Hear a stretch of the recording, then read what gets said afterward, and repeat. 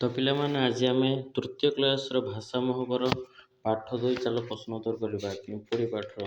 ତ ପ୍ରଥମ କ୍ୱେଶ୍ଚିନ୍ ଦେଇଛି କ'ଣ ପିଲାମାନେ ତୁମେ କେତେ ପ୍ରକାର ପିମ୍ପୁଡ଼ିକୁ ଦେଖିଛ? ତ ଚାଲ ଆର ଉତ୍ତର ଲେଖିବା। ତ ପିଲାମାନେ ଆର ଉତ୍ତର ଲେଖିବା କ'ଣ ଲେଖିବା? ମୁଁ ସାଧାରଣତଃ 2 ପ୍ରକାର ପିମ୍ପୁଡ଼ି ଦେଖିଛି, ଯେପରିକି କଳ ପିମ୍ପୁଡ଼ି ଓ ରଙ୍ଗ ପିମ୍ପୁଡ଼ି ଦେଖିଛି। ଆପଣ ଏମିତି ଉତ୍ତର ଲେଖିବେ। ତ ପିଲାମାନେ 2 ନମ୍ବର କ୍ୱେଶ୍ଚିନ୍ ଖ ନମ୍ବର କ୍ୱେଶ୍ଚିନ୍ କ'ଣ ଦେଇଛି ପିଲାମାନେ? ପିମ୍ପୁଡ଼ି ପରି ଆଉ କେତୋଟି ଜୀବଙ୍କ ନାମ କୁହ? ତ ଚାଲ ଆର ଉତ୍ତର ବି ଲେଖିବା। ତ ପିଲାମାନେ ଖ ନମ୍ବର ଉତ୍ତର ଲେଖିବେ ପିମ୍ପୁଡ଼ି ପରି ଅନ୍ୟ କେତେକ ଜୀବ ହେଉଛନ୍ତି ମହୁମାଛି, ଉଇ, ବୁଢ଼ିଆଣୀ ଏବଂ ଜନ୍ଦା। ଏପରି ଆପଣ ଉତ୍ତର ଲେଖିବେ। ତ ପିଲାମାନେ ଗ ନମ୍ବର କ୍ୱେଶ୍ଚିନ୍ କ'ଣ ଦେଇଛି? ପିମ୍ପୁଡ଼ି ଦିନରାତି କାହିଁକି ଧାଉଁଥାଏ? ତ ଚାଲ ଆର ଉତ୍ତର ବି ଲେଖିବା। ତ ପିଲାମାନେ ତୁମେମାନେ ସବୁ ଲେଖିବ ଗ ନମ୍ବର ଉତ୍ତର ପିମ୍ପୁଡ଼ି ନିଜ ପାଇଁ ଏବଂ ନିଜ ଦଳ ପାଇଁ ଖାଦ୍ୟ ସଂଗ୍ରହ କରିବାକୁ ଦିନରାତି ଧାଉଁଥାଏ। ତ ଏମିତି ଉତ୍ତର ଲେଖିବେ ଆପଣମାନେ। ତ ପିଲାମାନେ ଚାଲ ଘ ନମ୍ବର ଏବେ ଦେଖିବା। ତୁମକୁ ସାହାଯ୍ୟ କରିଥିବା 2ଟି ପଶୁପକ୍ଷୀଙ୍କର ନାମ କୁହ। ସେମାନଙ୍କ ଠାରୁ ତୁମେ କ'ଣ ସାହାଯ୍ୟ ପାଅ? ତ ଚାଲ ପିଲାମାନେ ଆର ବି ଉତ୍ତର ଲେଖିବା। ତ ପିଲାମାନେ ଘ ନମ୍ବର ଉତ୍ତର ଲେଖିବ। 1 ନମ୍ବର ଏମିତି ଲେଖିବ, ଗାଈ ଆମକୁ କ୍ଷୀର ଦିଏ ଯାହା ଆମ ସ୍ୱାସ୍ଥ୍ୟ ପାଇଁ ବହୁତ ଲାଭଦାୟକ ହୁଏ। ପିଲାମାନେ ଗାଈ ଆମକୁ କ୍ଷୀର ଦିଏ, ଆମେ ତାକୁ ଦାନା ପାଣି ଦେଲେ ଆମକୁ କ୍ଷୀର ଦେଲେ ଆମେ ସୁସ୍ଥ ରହିଥାଉ। ତ ଆପଣମାନେ ଉତ୍ତର ଏମିତି ଲେଖିବେ। 2 ନମ୍ବର ବି ଲେଖିବେ କୁକୁର। କୁକୁର ଆମ ଘରେ ଜଗିଥାଏ ଏବଂ ଚୋର ଡକାୟତ ଠାରୁ ଆମକୁ ସୁରକ୍ଷା ଦିଏ। ତ ଆପଣ ଉତ୍ତର ଏମିତି ଲେଖିବେ ପିଲାମାନେ। ତ ପିଲାମାନେ ଚାଲ ଏବେ 1 ନମ୍ବର କରି ସରିଲା। ଏବେ 2 ନମ୍ବର 1 ନମ୍ବର କ୍ୱେଶ୍ଚିନ୍ କ'ଣ ଦେଇଛି ପିଲାମାନେ? ଆସ ଟିକେ ଚିନ୍ତା କରି ଲେଖିବା ଓ ପଢ଼ିବା। ତ ଚାଲ ଆର ଉତ୍ତର ବି କରିବା। ପିଲାମାନେ 1 ନମ୍ବର କ'ଣ ଲେଖା ହେଇଛି ପିଲାମାନେ? ବଳକା ଦରବ। ତ ଚାଲ ଉତ୍ତର ଲେଖିବା। ତ ପିଲାମାନେ କ ନମ୍ବର ବଳକା ଦରବ ଲେଖା ହେଇଛି ପିଲାମାନେ ଆର ଉତ୍ତର ଲେଖିବେ କ'ଣ ପିଲାମାନେ?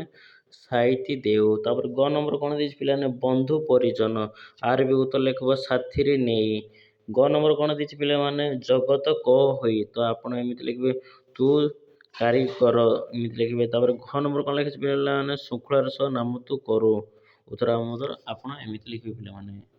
ତ ପିଲାମାନେ 2 ନମ୍ବର କ'ଣ ଦେଇଛି ପିଲାମାନେ? ପ୍ରଶ୍ନ ଶବ୍ଦର ଶେଷ ଅକ୍ଷରକୁ ନେଇ ନୂଆ ଶବ୍ଦ ଗଢ଼ ଓ ଲେଖ। ପିଲାମାନେ ଦେଖ ପ୍ରଥମ ଅକ୍ଷର ଲେଖା ହେଇଛି ନା ପିଲାମାନେ ଆହାର ବୋଲି। ତ ଚାଲ ଆହାର ଲାଷ୍ଟ ଅକ୍ଷରଟା କ'ଣ ଲେଖା ହେଇଛି ପିଲାମାନେ? ଆହାର ଲାଷ୍ଟ ଅକ୍ଷରଟା ଲେଖା ହେଇଛି ର, ମାନେ ରେ ରବି ଅଛି। ତ ଏମିତି ଆଉ କେତେଟା ଶବ୍ଦ ଚାଲ ଲେଖିବା। ତ ପିଲାମାନେ ଗୋଟେ କରାଯାଇଛି ଆହାର ଲାଷ୍ଟ ଅକ୍ଷରଟା ର ଅଛି ପିଲାମାନେ, ତ ଲେଖିବ ରବି। ତାପରେ ବର ହସେଇରେ ଲେଖା ହେଇଛି ପିଲାମାନେ ରବି, ରବିର ଲାଷ୍ଟ ଅକ୍ଷରଟା ବି ଅଛି, ତ ବିରେ ଲେଖିବେ ବିମାନ। ତାପରେ ବିମାନ ପରେ ଲାଷ୍ଟ ଅକ୍ଷର ନ ଅଛି, ନ ଅଛି ବୋଲି ନଈ ଲେଖିଲେ ପିଲାମାନେ 1 ନମ୍ବର ଧାଡ଼ିଟା ଏମିତି ଲେଖିବେ। 2 ନମ୍ବର ଧାଡ଼ିଟା କ'ଣ ଦେଇଛି ପିଲାମାନେ? କମଳ। କମଳରେ ଲାଷ୍ଟ ଅକ୍ଷରଟା କ'ଣ ଅଛି ପିଲାମାନେ? ଳ ଅଛି, ତ କ'ଣ ଲେଖିଛ? ଲକ ବା ଲତା ଲେଖିପାରିବ ଏମିତି। ତାପରେ ଲାଷ୍ଟ ଅକ୍ଷରଟା କ'ଣ ଅଛି ପିଲାମାନେ? ତା ଅଛି, ତାରା ଏମିତି ଲେଖିପାରିବେ। ରେ ଆକାର ଅଛି ରା, ତାପରେ ରାରେ କ'ଣ ଲେଖିବେ ପିଲାମାନେ? ରାମାୟଣ।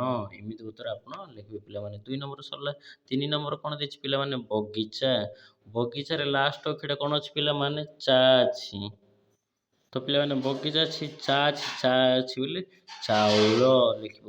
ଚାଉଳର ଳ ଅକ୍ଷରଟା ଅଛି ପିଲାମାନେ ଲାଷ୍ଟ ଅକ୍ଷର, ଳରେ ଲେଖିବ ଲତା ବା ଲତା ଲେଖିବ, ଲଙ୍କା ଲେଖିବ ଏମିତି ଲେଖିବ। ତାପରେ ଲାଷ୍ଟ ଗୋଟେ ଅଙ୍କ ଅଛି, ଅଙ୍କା ଅଛି, ତ ଅଙ୍କରେ ଲେଖିବ କାଶୀ। ଅଙ୍କ ଅଛି ବୋଲି କ ବି ଲେଖିଲେ ଚଳିବ ପିଲାମାନେ।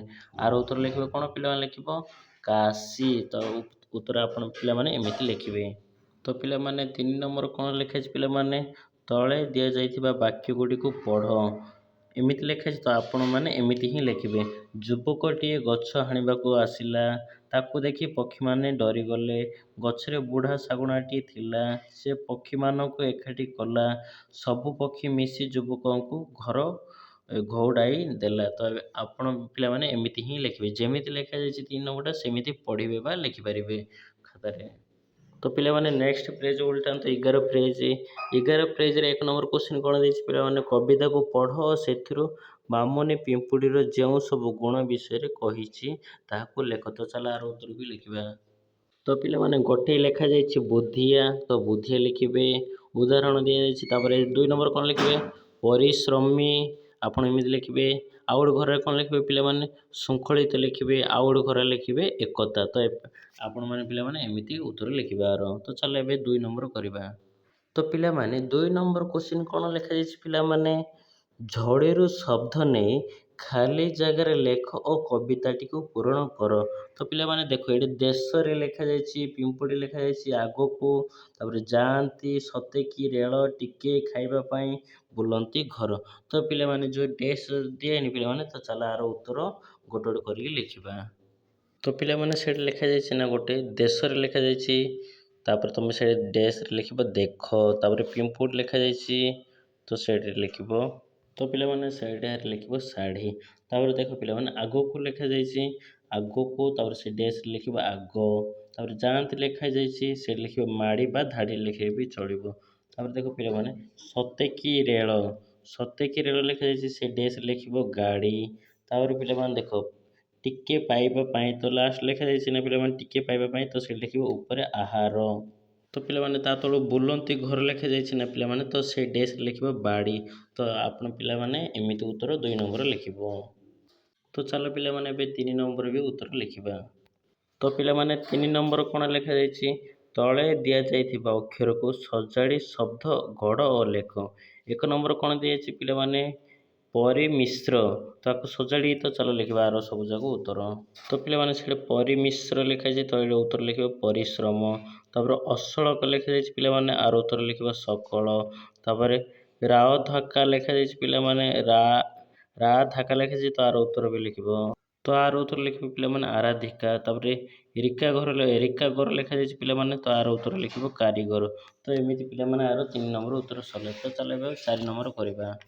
ତ ପିଲାମାନେ 4 ନମ୍ବର ପ୍ରଶ୍ନ କ'ଣ ଦେଇଛି, ପିମ୍ପୁଡ଼ି ବିଷୟରେ 3ଟି ବାକ୍ୟ ଲେଖ। ତ ଚାଲ ଆର ବି ଉତ୍ତର ଲେଖିବା 3ଟା ବାକ୍ୟ କରିକିରି। ତ ପିଲାମାନେ ପ୍ରଥମ ବାକ୍ୟରେ ଲେଖିବ ପିମ୍ପୁଡ଼ି ଏକ ଅତି ପରିଶ୍ରମ କୀଟ। 2 ନମ୍ବର ଲେଖିବ ଏମାନେ ସବୁବେଳେ ଦଳଗତ ହୋଇ ବା ଧାଡ଼ି ବାନ୍ଧି ଚାଲନ୍ତି। 3 ନମ୍ବର ଲେଖିବ ପିମ୍ପୁଡ଼ିମାନେ ଭବିଷ୍ୟତ ପାଇଁ ଖାଦ୍ୟ ସଞ୍ଚୟ କରି ରଖନ୍ତି। ତ ପିଲାମାନେ ଏମିତି ଉତ୍ତର ଆର 3ଟା ବାକ୍ୟରେ ଲେଖିବ। ତ ପିଲାମାନେ ଆର ଉତ୍ତର ସରିଲା। ଏଇ ପାଠର ପ୍ରଶ୍ନ ତ 4 ନମ୍ବର ପରେ ଆଉ ନାହିଁ, ତ ଆର ପାଠ ପିଲାମାନେ ପ୍ରଶ୍ନ ଉତ୍ତର ବି ସରିଲା। ତ ଭିଡ଼ିଓକୁ ଲାଇକ୍ କରିବେ ପିଲାମାନେ।